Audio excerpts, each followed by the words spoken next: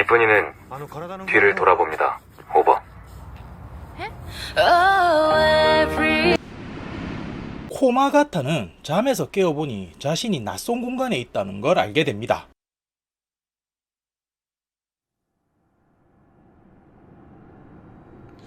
그곳은 1인용 객실 같은 느낌이었는데 양쪽으로 문이 있는 독특한 구조였어요. 한쪽 문을 통해서 밖으로 나와보니 기다란 복도를 따라서 이름이 적힌 방들이 늘어서 있었는데 자신이 깨어난 방 또한 본인의 이름이 적혀 있었습니다. 코마가타는 여기가 어디고 내가 왜 이곳에 있는지 알 수가 없는데 이상하게 후덥지근하고 습한 기운에 마치 일본이 아닌가 싶은 생각마저 들어요. 이후 복도 끝까지 다다른 코마가타는 철문을 발견하고 열어보려 했지만 열리지 않았고 겨우 문틈 사이로 외부를 확인하고선 또 한 번 놀라게 됩니다. どこだよ 이후 건물 안쪽으로 전기가 들어오며 사람들은 한 명씩 중앙의 홀로 모여들게 되는데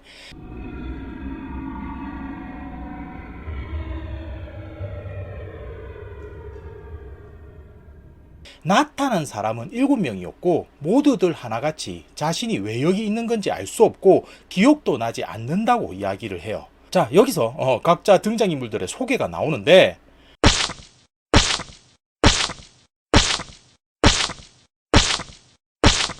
사실 딱히 이 사람은 뭐다 이런 게 중요하지가 않기 때문에 이제 간략히 처리하겠습니다.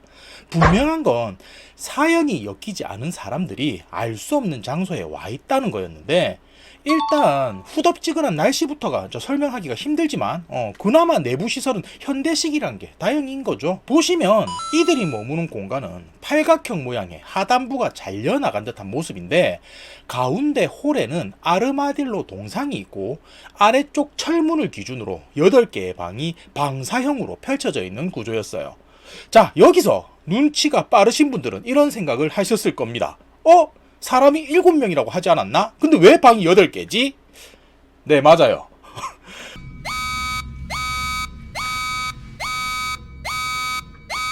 화면상 제일 왼쪽에는 아무런 명패가 없는 방이 있었는데 들어가 보니 컴퓨터 화면이 켜지며 앞으로 어떤 일이 발생할지 설명하기 시작합니다.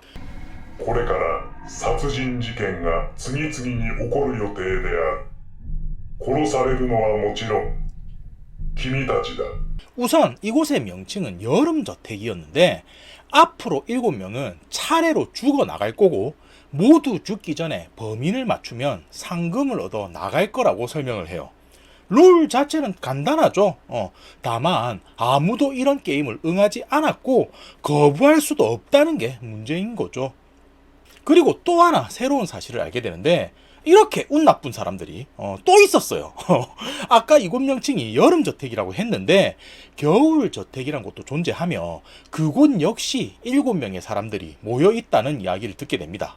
컴퓨터는 저택이 2개 있으니까 당연히 범인도 2명이 있다고 설명을 하면서 다시금 게임의 룰을 설명하기 시작하는데 요약하자면 이렇게 되는 거예요. 여름저택과 겨울저택은 경쟁을 한다. 먼저 2명의 범인을 맞춘 팀은 1000만엔의 상금을 얻고 탈출할 수 있지만 상대 팀이 먼저 범인을 맞추거나 틀린 범인을 말한 쪽은 팀 전체가 죽게 된다. 이게 룰이 살짝 난해한 부분이 있어서 나머지는 제가 다시 설명을 드릴 텐데 컴퓨터는 홀 중앙의 동상이 중요한 힌트라는 말도 언급하더니 곧이어 여름저택 사람들이 화면에서 등장합니다. 보시면 이렇게 해서 총 14명이 되는데 대부분 소가라는 남성이 대표로 말을 전하는 방식이었고 겨울저택이라는 이름과 걸맞게 매우 추운 지역에 있는 듯이 보여요. 그리고 여름저택과 마찬가지로 겨울저택 사람들도 별다른 연관관계는 보이지가 않습니다. 자, 상황을 다시 정리해 보자면 어찌 보면 이건 심리를 이용한 팀전이랄 수 있어요.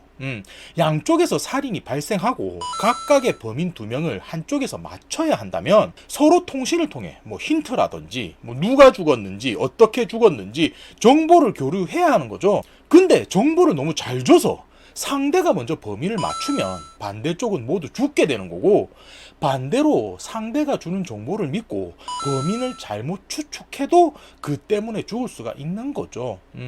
그렇다고 아무것도 안 하면 그 또한 범인이 원하는 행동일 테니 앞으로 간단한 정보는 서로 공유하자고 협의하게 됩니다. 이쁜이는 뒤를 돌아봅니다. 오버.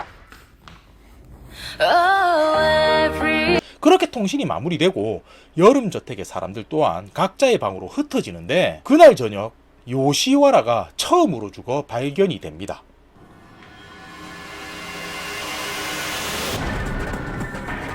뭐 놀랍지도 않죠? 이때 상황을 설명하자면 맨 처음 발견한 건 코마가타와 시노자키였는데, 컴퓨터가 말한 동상이 힌트란 게 무슨 의미일까 이야기를 서로 나누던 중에 요시와라의 방에서 비명이 들려 같이 들어갔던 상황인 거예요. 범인은 반대쪽 문을 통해 달아났는지 모습은 보이지가 않았는데, 요시와라는 새 총에 의해 발사된 쇠구슬이 가슴에 박혀 있는 모습이었습니다. 헌데 중요한 건 이때 코마가타와 시노자키는 같이 있었기에 알리바이가 확인이 된 거죠. 그리고 다음 날이 되어서 여름저택과 겨울저택은 다시금 통신을 연결하게 되는데, 여름저택에서 요시와라가 죽었다고 하니 겨울저택에서는 키바가 죽었다고 이야기를 합니다. 그리고 통신을 마무리하려는데 코마가타가 화면 앞으로 나서더니 겨울저택 중앙홀에는 뭐가 있냐고 물어봐요. 그 말에 겨울저택에서는 아무렇지 않게 바다코끼리 동상을 말하는 거냐고 되묻는데, 이로써 또 하나의 힌트를 여름저택에선 얻게 되고 그렇게 통신은 마무리가 됩니다. 그리고 그날 저녁인데 코마가타는 겨울저택에서 왜 이렇게 쉽게 바다코끼리 동상에 대해 말해줬을까 생각해봐요. 만약 그쪽에서 거짓말을 한 게 아니라면 이게 힌트란 사실을 모르는 게 아닐까 하는 결론을 내게 되는 거죠. 그래서 코마가타는 다시금 아르마딜로 동상을 확인하러 홀로 나오는데,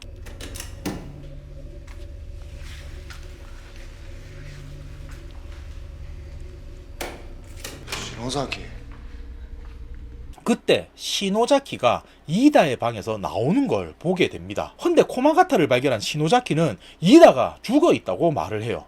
자, 정황을 나열해보면 이렇게 되는 상황인데, 시노자키는 옆방에서 소란스러운 소리가 들려 이다의 방으로 가보는데 누군가 이다를 칼로 죽이곤 천장 환기구로 달아나는 모습을 봤다고 해요. 그리곤 시노자키는 놀라 방에서 뛰쳐나왔는데 그때 그 모습을 코마가타가 봤다는 거죠. 사실 코마가타의 입장에서 보면 팩트는 이다의 방에서 시노자키가 나오는 걸 봤다 뿐이지만 사람들 앞에선 별다른 말을 하지 않고 그냥 넘어갑니다. 이다가 죽어 있는 걸 자신과 시노자키가 봤다고만 이야기하는 거죠. 그리고 다음 날이 되어서 다시 통신은 이어지는데, 겨울저택에선 코스케가 죽었다는 말을 하지만 여름저택은 아무도 죽은 사람이 없다고 거짓말을 해요. 그리고 그렇게 통신이 마무리되려 하는데, 어제마냥 코마가타가 앞으로 나서더니 너희가 받은 힌트는 뭐였냐고 물어봅니다. 코마가타는 아무리 생각해봐도 서로가 받은 힌트가 다르다고 느꼈던 건데, 그 말에 겨울저택에서는 우리 중 가장 어린이라고 말하는데 순간 お前らに失望したよ。これ以上講師を取っても意味がない。二度とその面見せんな。 여름저택이 거짓말을 했다는 걸 눈치채곤 그대로 통신을 종료해버리고 말아요. 자, 여기서 중간 점검을 하려고 하는데 제가 한번 주인공의 입장이 되어서 이제 생각해 보려고 합니다. 일단 저는 범인이 아니니까 당연히 주인공도 제외가 되는 거고, 나머지 중에 신경 쓰이는 인물을 뽑아보자면 첫 번째 범행에서 확실한 알리바이가 있었음에도 시노자키가 의심스럽죠. 뭔가 사건의 흑막인 것 같기도 하고, 私は機構の職員なの。 알고 보면 통수를 칠 것 같은 캐릭터이긴 해도 몇 명 되지도 않는 상황에서 서로 의심만 해서는 나아갈 수가 없잖아요. 명심보감에도 이런 말이 있죠. 의심하면 쓰지 말고 썼으면 의심하지 마라. 그래서 저는 이 여성을 믿어보려고 합니다.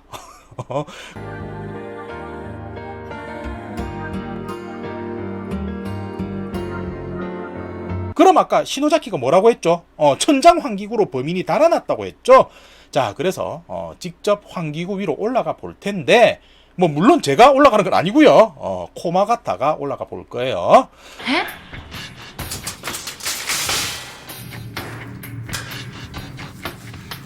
코마가타가 환기구 위로 올라가 보니 꽤 넓은 공간이 있었고, 천장 위로는 열리지 않는 해치 같은 것도 발견을 합니다. 근데 제일 중요한 건 범인의 것으로 보이는 발자국을 발견하게 돼요. 이걸 다른 사람들의 신발과 대조를 해보면 누가 여름저택의 범인인지 알 수 있게 되는 건데, 그렇게 해서 코마가타는 사람들을 중앙홀로 모아 각자의 신발과 대조를 해봅니다. 그리고 여기서 중요한 사실이 발견되는데, 그건 누구와도 매칭이 되지 않았다는 거예요. 자, 헛짚었죠? 이 건물 뭐 덕트 시공자라거나 아무튼 다른 사람 발자국을 발견하고는 범인의 발자국이라고 뭐 착각을 한 건데, 하지만 시도는 좋았다고 생각을 합니다. 그렇게 다음 날인데, 이번엔 다키모토가 죽어서 발견이 돼요. 이번엔 다시 요시와라 때처럼 새 촉에 맞은 모습이었는데, 이렇게 해서 남은 인원은 4명이 되는 거죠. 근데 엄밀히 따지면 코마가타와 시노자키는 첫 번째 살인 때 알리바이가 있었으니 남은 건 데부치와 카가가 되는 건데, 여기서 이 캐릭터들 소개를 뒤늦게나마 해보려 합니다. 우선 데부치 같은 경우는 게임 프로그래머라고 나오는데 예민한 성격을 가지고 있고요. 카가 같은 경우는 직업이 형사로 나오는데 성격이 거칠고 폭력적이면서 자신이 꼭 범인을 잡겠다는 말을 자주 해요. 자, 그리고 이후 겨울저택과 통신을 시도하는데, 마이크를 잡은 코마가타는 어제 거짓말을 한 것에 사과를 하면서 이번엔 타키모토가 죽었다고 솔직히 이야기를 합니다. 헌데 겨울저택은 코마가타가 한 말을 듣고서는 아무런 정보를 주지 않고 통신을 종료해버리고 말아요. 이렇게 해서 두 팀의 정보 밸런스가 깨지게 된 거죠.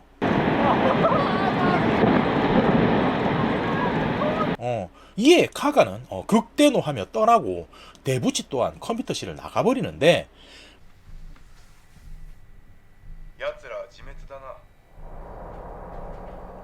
그때 스피커로 겨울저택 쪽 사람들의 대화가 흘러나옵니다. 통신을 종료하지 않은 걸 모르고 있는 듯한 모습이었는데, 목소리에 집중해서 들어보니 한 명은 소가였고 나머지 한 명은 죽었다고 한 코스케가 나누는 대화였어요. 두 사람은 우린 서로 알리바이가 완벽해, 이런 이야기를 하고 있었는데, 자, 이게 중요한 힌트랄 수 있겠죠. 체크해 두시고, 이후 코마가타는 카가와 데부치를 만나 각각 이야기를 해보는데, 카가는 자신은 형사고 사람을 의심하는 게 일인데 분명 데부치가 범인일 거야, 이런 이야기를 합니다. 반면 데부치는 의외의 이야기를 하는데, 모두의 방이 내 방과 같다면 요시와라의 방에도 카세트가 있었을 거고, 저건 녹음 기능이 가능해라는 이야기를 해요. 最初に君に近づいたのは君に自分のアリバイを証明させるためだったんですよ。 그러니까 데부치의 주장은 누군가가 요시와라를 죽이고 비명 소리를 녹음한 다음 이후 흘러나오게끔 설정을 했다는 건데, 물론 그럴 가망성이 있는 건 시노자키를 말하는 거겠죠. 근데 저는 데부치가 뭐 무슨 말을 하려는 건지는 알겠어요. 하지만 아직까진 시노자키를 믿겠습니다. 물론 저는 믿지만 여러분의 생각은 각자의 판단이니까 강요하지는 않을게요. 이쁜이는 뒤를 돌아봅니다. 오버. 자, 그렇게 또 하루가 지납니다. 흐름상 아침에 일어나면 누군가가 죽어 있을 거라 예상이 되죠. 이번에 발견된 건 카가였어요. 加賀じゃなかったのかよ。 그렇게 해서 여름저택은 3명으로 추려진 상황인데, 코마가타는 다시금 겨울저택과 통신을 시도하지만 소가는 더 이상 정보를 공개하길 꺼려합니다. 마음이 급한 시노자키는 모니터에 얼굴을 비추면서 그쪽에 남은 사람이 누군지 정도라도 알려달라 하는데, 소가는 항상 나대는 카가라는 놈이 조용하군 이라며 통신을 끊으려 해요. 그러자 코마가타는 이전에 말했던 힌트 정도라도 마저 이야기해달라 하는데 소가는 모니터에 이름 정도는 나와 있잖아 라고 말하곤 결국 통신을 끊어버려요. 자, 여기서 제가 추가 설명을 좀 드리자면 예전에 들었던 힌트가 우리 중 가장 어린 여기까지였고 이번에 들은 말은 이름이니까 조합하면 우리 중 가장 어린 사람의 이름은 이게 되는 거죠. 그게 누구냐면 겨울저택의 키바인데 맨 처음 죽었다는 그 대학생을 말하는 거예요. 근데 여기선 일본어에 대한 지식이 조금은 있어야 하는데 쉽게 풀어서 설명드리자면 한자는 다르지만 키바가 발음상으로는 어금니를 뜻합니다. 그러니까 다시 지금까지 모은 힌트를 취합하면 아르마딜로, 바다코끼리, 그리고 어금니 이렇게 되는 거죠. 이게 중요한 힌트니까 그 동물들의 외모를 잘 체크해 보세요. 외모 체크! 그때 스피커에서 또 한 번 겨울저택 쪽 사람들의 대화가 흘러나오는데 이번에는 상황이 심각해 보입니다. 그건 소가가 다테이시와 켄트를 묶어놓고 고문하고 있는 소리였는데 도중 듣고 있던 시노자키는 도저히 못 견디겠다면서 스스로 통신을 끊어버릴 정도였습니다.おい 자, 이제 결말인데 지금까지 나온 힌트부터 정리해볼까 합니다. 우선 겨울저택과 여름저택은 동일한 구조를 가지고 있고 여름저택 천장 위로 올라가면 알 수 없는 공간이 있어요. 그리고 무슨 뭐 해치 같은 것도 있었죠. 뭐 의미는 모르겠지만 또한 중요 힌트라고 했던 게 아르마딜로와 바다코끼리 그리고 어금니 이렇게 되는 거고 마지막으로 겨울저택에 누가 남았는지까지는 모르지만 소가와 다테이시, 켄트의 소리는 분명히 들렸습니다. 자, 이제 진짜 결말을 말씀드릴 텐데 범인이 누구인지 이제 공개를 할 겁니다. 보시는 분들도 누가 범인일까 한번 생각해 보시는 게 어떨까 싶고요. 첫 번째로 겨울저택과 여름저택은 동일한 구조라고 했죠. 사실 두 건물은 같은 건물이에요. 인터넷을 통해서 통신을 하니 서로 멀리 떨어져 있는 게 아닌가 싶었지만 진실은 냉방장치를 통해 온도를 조절한 거였고 1층의 여름저택 위에 빈 공간이 있고 그 위에 해치를 열고 올라가면 겨울저택이 있는 구조인 겁니다. 그럼 왜 이런 구조의 건물이 있을까 하는 건데 그건 두 번째 힌트로 알 수가 있습니다. 아르마딜로와 바다코끼리의 차이가 뭘까요? 어금니죠. 아르마딜로는 어금니가 없는데 바다코끼리는 어금니가 두 개가 있잖아요. 다시 말해서 아르마딜로가 상징하는 여름저택에는 범인이 없고 바다코끼리가 상징하는 겨울저택에는 범인이 두 명 있었던 거예요. 짠! 이게 이 작품의 최종 반전인 거죠. 예상하셨을까나? 그러니까 위층에 두 명의 범인이 있었고 아래층을 오가며 범행을 저지른 건데 자, 그럼 누가 범인인가? 그걸 맞춰봐야 하겠죠? 그거는 고마가타가 두 차례 겨울저택의 통신을 엿들은 걸로 유추를 할 수 있을 것 같아요.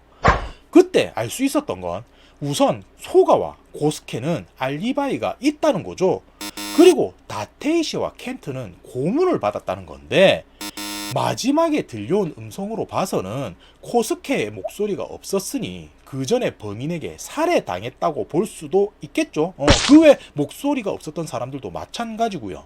그럼 왜 소가가 흥분해서 다테이시와 켄트를 고문했는지 알 수 있는데 그건 본인은 범인이 아니니까 둘 중에 누가 범인인지 알아내려고 했던 겁니다. 하지만 사실은 둘 다가 범인이었던 거예요. 그렇게 해서 마지막에 코마가타가 있는 여름저택은 범인으로 다테이시와 켄트를 지목하는데 갑자기 연기가 뿜어져 나오더니 기절을 하게 됩니다.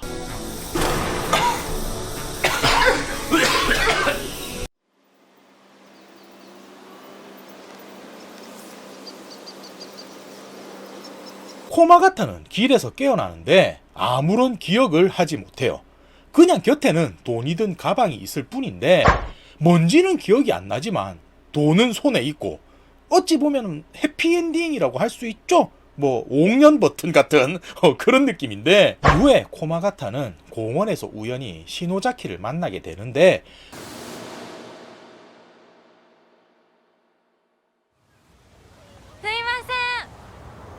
두 사람은 서로를 기억할 듯 기억하지 못하는 모습을 보여주면서 이야기는 마무리가 됩니다. 이쁜이는 뒤를 돌아봅니다. 오버. 끝.